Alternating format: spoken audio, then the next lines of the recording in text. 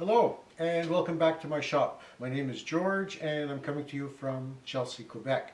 This is part 4 of my LED lamp build and probably won't be a big surprise to you, but I'm not as far along as I thought I would be by this time.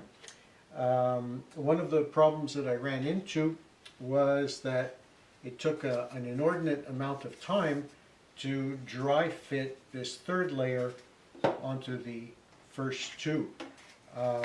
So I've changed strategy a little bit, and instead of relying on the cargo clamp alone, I've taken the first two layers. They're glued together and they have pretty much the shape of the form. So I've taken the first two layers and screwed them into the form. So there's a couple of screws at the front end, another couple of screws at the back end, and that'll speed things up when it comes time to add the third layer. Here I'm making some clamps to close the edges tightly. Some will have straight jaws and some will have curved jaws for the rounded portion of the neck.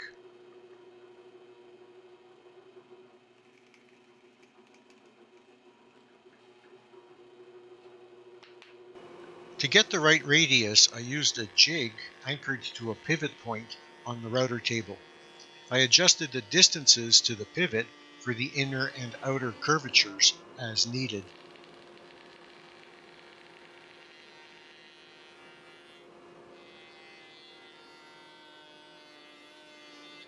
A couple of coats of poly on the jaws will keep the clamps from getting glued in themselves.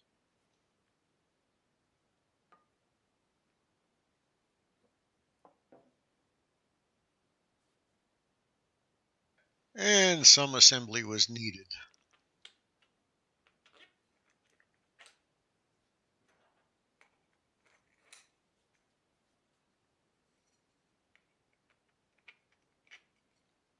The second hitch that I ran into was that those spring clips, the larger ones, you need a larger one in order to get the thickness of the edges. But the larger ones have straight edges, and a straight edge won't do the job that I need it to in this curved part. So the seams that you saw before this one were some of the construction of these jury-rigged clamps. They're little wooden clamps that I'll be able to close by tightening these screws, but they're shaped with an appropriate radius. So they're shaped and they have the curvature that's needed for this part of the neck.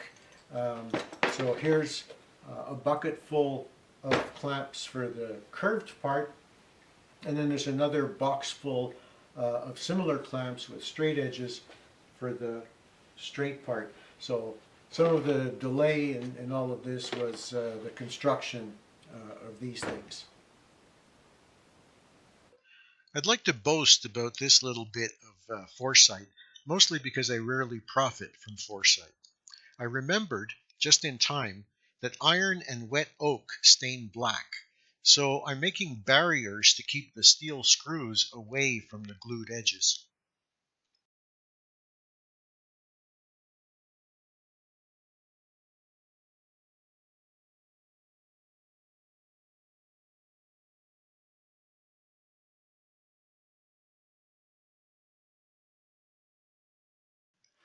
Here I'm trimming the third layer a little to make sure it clears the screws that attach the first two layers to the form.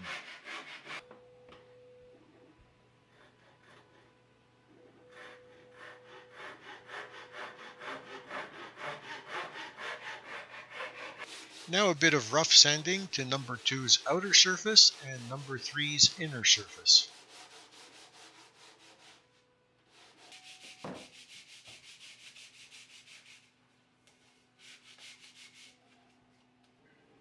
This was a long and hairy, scary glue session. I did a dry run with the cargo clamp, but did not do a dry run with the shop-built clamps. That was stupid, and I paid for it with way too much fumbling about. Good thing about that long open time, eh?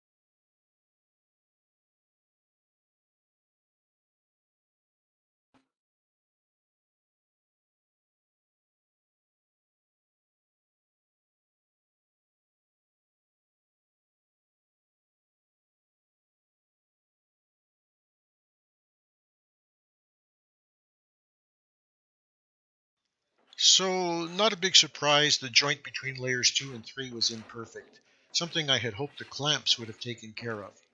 There were minor spaces here and there, so I set about filling them by rough sanding some sawdust and glue into the cracks.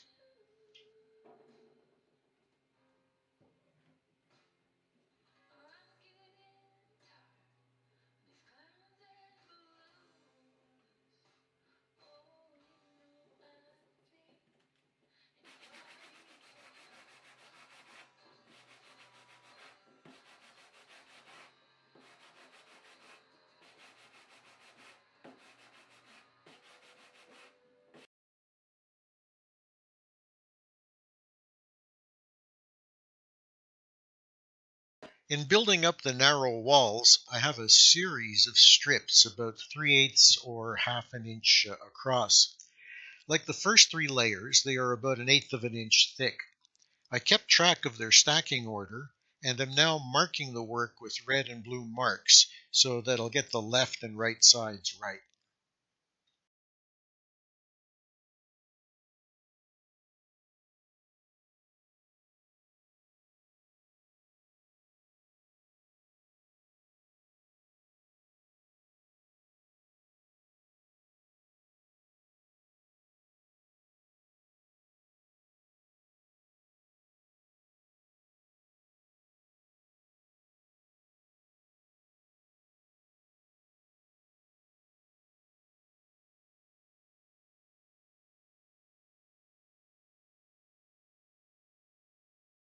So, a little rough sanding and some more gluing.